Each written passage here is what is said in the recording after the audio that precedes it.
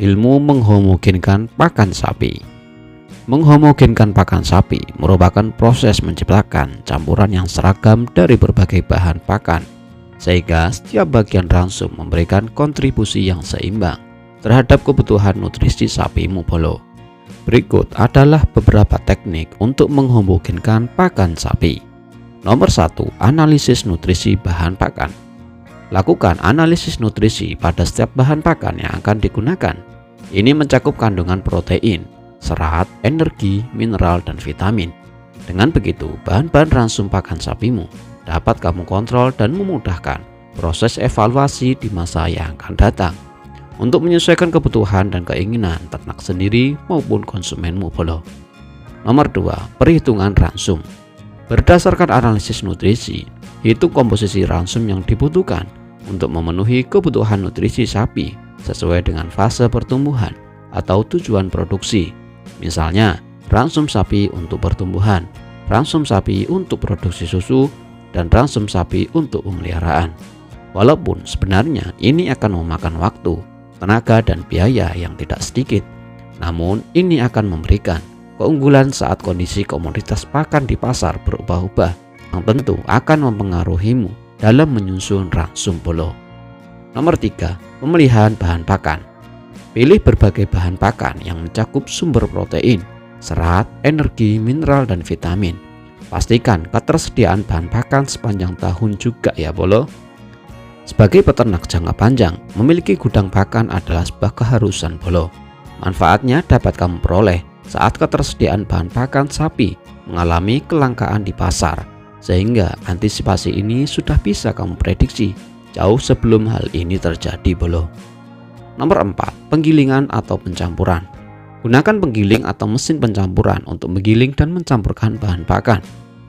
Proses ini membantu menciptakan konsistensi dan distribusi yang merata dalam setiap bagian ransum.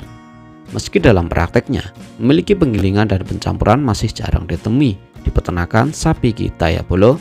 Namun setidaknya, kamu yang merasa butuh banget untuk proses maksimal dalam pencampuran pakan yang siap saji dan memiliki dampak positif ke sapi, sebaiknya gunakan alat pencampur dalam melakukan produksi pakan sapimu bolo. Nomor 5. Tambahan suplemen gizi.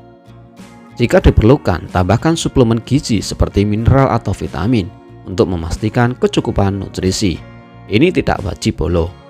Jika untuk khalayak konsumen, sebaiknya persentase pemberiannya sedikit saja, misal 1-2% dari setiap kemasan pakan yang kamu produksi, agar tidak membengkak di harga penjualan bolo. Nomor 6. Uji kualitas. Lakukan uji kualitas pada ransum yang dihasilkan, termasuk analisis nutrisi ulang jika diperlukan, untuk memastikan bahwa campuran pakan memenuhi kebutuhan sapi. Simpelnya, labkan hasil racikan pakanmu ke beberapa laboratorium terpercaya bolo. Berguna untuk mengetahui seberapa baik dan efisien formulasi pakan yang sudah kamu terapkan di produk pakanmu bolo. Nomor 7. Pantau kondisi sapi. Pantau kondisi tubuh sapi, produksi, dan kesehatan secara berkala.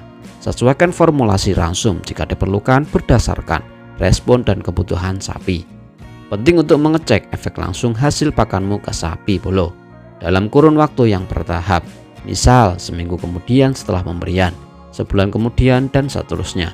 Ini kembali untuk memberikan catatan untuk evaluasi kualitas produk pakan yang kamu hasilkan bolo. Kesimpulannya, menghomogenkan pakan sapi menjadi peran utama untuk memberikan feedback langsung terhadap kualitas, efisiensi, dan keunggulan-keunggulan yang sudah kamu rencanakan ke sapimu bolo. Dengan menerapkan ilmu ini, niscaya peternakan sapi memiliki satu keunggulan yang tidak semua ternak sapi konvensional lakukan bolo. Bagaimana pendapatmu tentang hal di depan? Tulis di kolom komentar ya bolo. Jangan lupa like, share, dan subscribe. Sekian, salam ternak, semangat bolo.